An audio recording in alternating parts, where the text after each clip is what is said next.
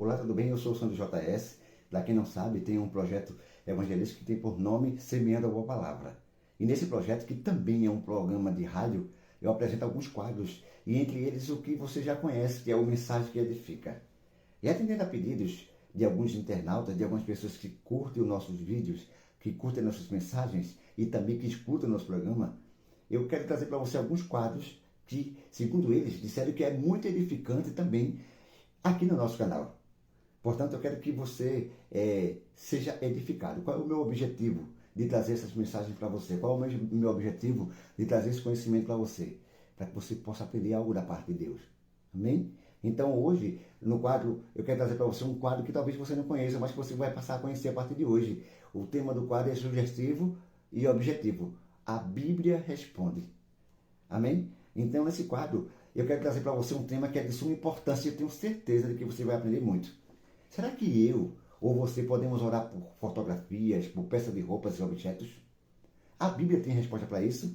A Bíblia responde para você. Para o Senhor, pessoas, na realidade, são mais importantes que coisas.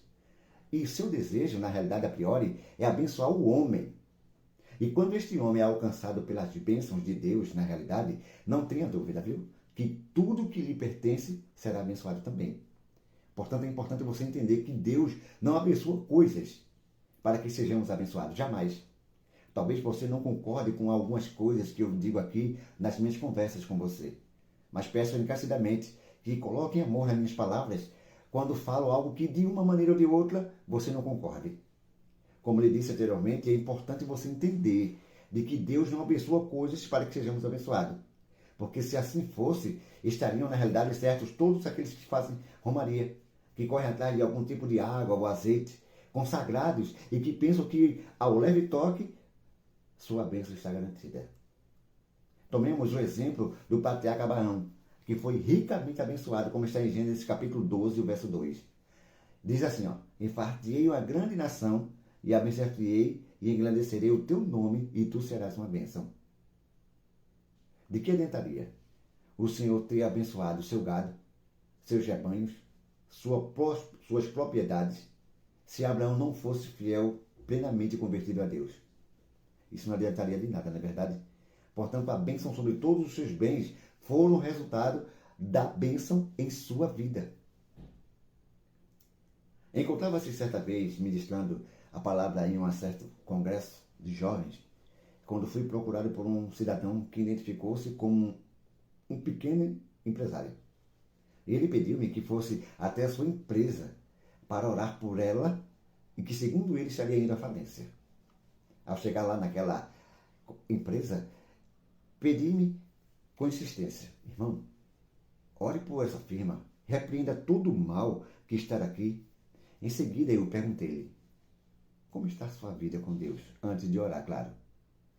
E ele simplesmente olhou para mim, todo desconcertado, pasmo, e depois ele me confessou: bem, eu não vou lá muito bem. Então disse a ele que ele precisava nascer de novo e voltar-se para Deus. Mas ele não quis fazer isso. Este é um típico exemplo daqueles que querem a bênção de Deus, mas não querem o Deus da bênção. Você está entendendo o que eu estou te dizendo? Em Deuteronômio, capítulo 28, encontramos a preciosa lista de bênçãos a Israel. No entanto, o condicional das bênçãos está no princípio do capítulo. Olha o que ele diz: e será que se ouvires a voz do Senhor teu Deus, tendo cuidado de guardar todos os seus mandamentos que eu lhe ordeno hoje, o Senhor teu Deus te exaltará sobre todas as nações da terra, e todas estas bênçãos virão sobre ti e te alcançarão quando ouvires a voz do Senhor teu Deus. Portanto, a bênção no cesto, na amassadeira, na mesa, nos celeiros, nos rebanhos das vacas e das ovelhas, possui como requisito único a obediência ao nosso Deus. Nesse tempo, quando o tema quebra de maldições está em voga, convém que se diga em alto e bom som que nenhuma maldição tem poder sobre o cristão fiel a Deus, que ouve a sua voz e obedece a sua eterna palavra. Você está entendendo o que eu estou te dizendo? Nenhuma maldição vem sobre você, sobre a sua casa, quando você está abalizado na palavra de Deus. E já que o assunto nos leva também para este ponto, eu tenho deparado-me com um número assustador de crentes que estão extremamente apavorados com a ideia fixa da presença em sua vida de algum tipo de maldição. Sobremodo, eu fico penalizado com isto. Eu lamento a falta de conteúdo bíblico na vida dessas pessoas. Se ataques infernais triunfam sobre um salvo, como fica a eficácia do Calvário nesta hora? Você está entendendo o que eu estou te dizendo? Dentre os grandes males criados pelos pregadores da pseudo-doutrina da maldição hereditária, é terem criado na mente daqueles frágeis na fé, que se precisam ajuda ao Calvário com orações de quebra de maldição. E isto deve ser feito por todos, inclusive pelos já salvos. Ensinam eles. 1000 vezes não. A obra da cruz e do túmulo, aquele túmulo vazio, não necessitam de remendo ou de complemento. Você não está entendendo o que eu estou te dizendo? Eu vou te explicar. Jesus Cristo triunfou, bradou do cume do monte. Está consumado. Leia com atenção João 19:30. Quem está nele está guardado do mal. Quem está em Cristo está guardado do mal. Paulo, ele declara para mim e para você o seguinte em Romanos 8:1. Nenhuma condenação há para os que estão em Cristo Jesus. Se o poder do sangue de Cristo está em mim e em você, a total e real, eficaz proteção nos cerca e o maligno não nos toca. Você precisa crer que você está guardado debaixo da mão potente de Deus. E a marca da redenção que está em nós assinala nossa casa, nosso carro, nosso dinheiro, enfim, tudo que eu e você tem. O comum é querermos que a bênção venha primeiro sobre as nossas coisas. Mas Deus quer salvar, Ele quer redimir, Ele quer restaurar e abençoar o homem pelo qual Cristo morreu e ressuscitou. E quando este maior milagre acontece, lembre-se de uma coisa: uma imensidão de bênçãos se derramam a ponto de tudo que o cercam é atingido pela graça de Deus.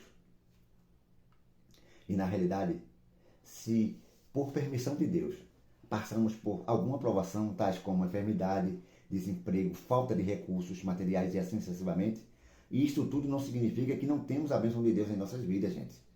Paulo falou da sua luta e provação aos Coríntios, tendo a tribulação como instrumento de Deus para lhe fortalecer a fé mais e mais. Olha o que diz 2 Coríntios capítulo 6, verso 9 e 10. Como desconhecidos, mas sendo bem conhecidos, como morrendo, e eis que vivemos, como angustiados e castigados e não mortos, como contristados, mas sempre alegre, como pobre, mas enriquecendo em muitas coisas, como nada, tendo possuído tudo. Você está entendendo o que eu estou te dizendo? Ao concluir esse pensamento, apelo à firmeza bíblica do irmão ou da irmã que está me vendo e me ouvindo, no sentido de que, com discernimento e sabedoria, possamos ajudar os fracos, aos que não possuem base bíblica, aos neófitos que sejam guiados, não pelo desvio doutrinários que se alastram pelos raios evangélicos, mas pela irrevogável e infalível palavra de Deus. Em Mateus capítulo 24, verso 35, para finalizar, quer dizer para você o seguinte: Jesus Cristo foi bem enfático quando disse: em verdade vos digo, que não passará esta geração em que todas essas coisas se cumpram. É lamentável o que está acontecendo nas igrejas, não é verdade, gente?